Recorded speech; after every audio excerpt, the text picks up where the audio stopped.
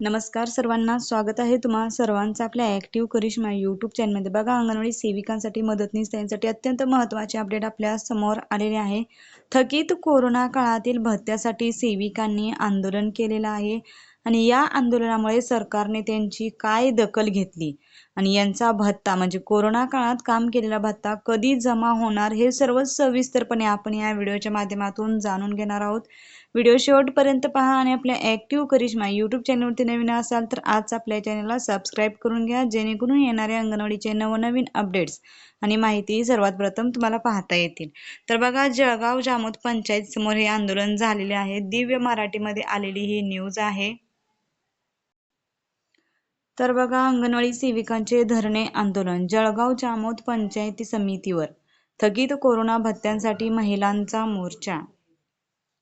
Corona काळापासून अंगणवाडी सेविका, मदतनीस, आशा वर्कर यांचा थकीत भत्ता आहे। वारंवार मागणी करून आणि निवेदन देऊन सुद्धा, मोर्चा काढून सुद्धा शासनाने ती पूर्तता केलेली नाही। त्यामुळे CITU च्या वतीने जिल्हाध्यक्ष कॉम्रेड पंजाबराव गायकवाड यांच्या नेतृत्वात अंगणवाडी कर्मचाऱ्यांचा भव्य मोर्चा इथं जळगावमध्ये काढण्यात आला।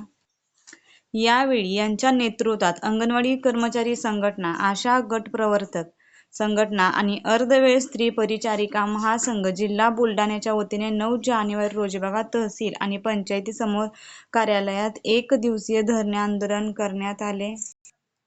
या आंदोलनामध्ये 23 महिन्यांचा थकीत कोरोना भत्ता तात्काळ देण्याची मागणी प्रशासनाकडे करण्यात आली। यासोबत कामगार विरोधी मालक धार्जिण्या 4 श्रम संहिता ताबडतोब मागे घ्याव्या, सर्व कामगार कायदे पुन्हा बहाल करावे, तसेच सार्वजनिक क्षेत्रातील स्थापना, कंपन्या व सेवेचे खाजगीकरण ताबडतोब थांबवण्याची मागणी आंदोलनकर्त्यांकडून करण्यात आली।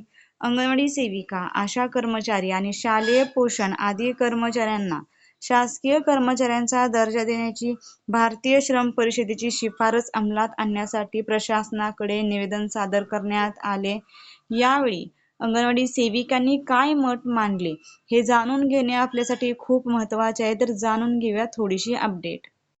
पुढचं पाऊल आमचा जिल्हा पातळीवर एक मोठं आंदोलन आम्ही कलेक्टर ऑफिसला आंदोलन करू, एवढंच आमचं या ठिकाणी निर्धार आहे। अंतच आहे की कोरोना काळामध्ये रक्ताची नाती सुद्धा ज्या ठिकाणी एकमेकाला भेटत नव्हती किंवा कुठलाच कॉन्टॅक्ट करत नव्हती, अशा वेळी अंगणवाडी कर्मचारी, आशा गटप्रवर्तक आणि वेळ परिचारिका यांनी घरोघरी जाऊन सर्वे केला। रेड झोन अशा एरियामध्ये कुणीही अधिकारी सुद्धा जात नव्हते। ज्यांनी कागदोपत्री कोरोना योद्धा म्हणून सर्टिफिकेट मिळवलेले आहे अशांनी सुद्धा ज्या ठिकाणी पाऊल टाकलेले नव्हते, या ठिकाणी आमच्या भगिनी जाऊन त्यांनी सर्वे केला, आरोग्याविषयी आणि आहाराविषयी सर्व सुविधा दिल्या। अशा ज्या मुख्य कोरोना योद्धा आहे त्यांना या सरकारने दुर्लक्षित केलेलं आहे।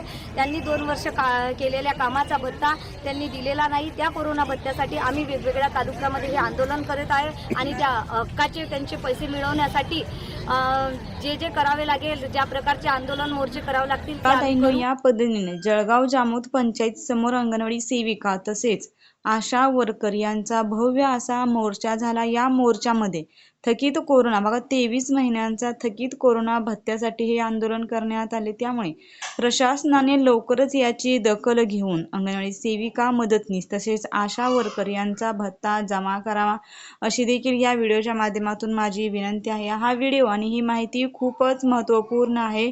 जास्तीत जास्त अंगणवाडी सेविका ताई, मदतनीस ताईंना शेअर करा आणि अशाच फक्त आणि फक्त अंगणवाडी संदर्भात नवनवीन अपडेटसाठी आणि माहितीसाठी तुम्ही आजच आपल्या ॲक्टिव्ह करिश्मा यूट्यूब चॅनलला सबस्क्राईब करा। व्हिडिओ आवडला असेल तर एक लाईक नक्कीच करा। धन्यवाद।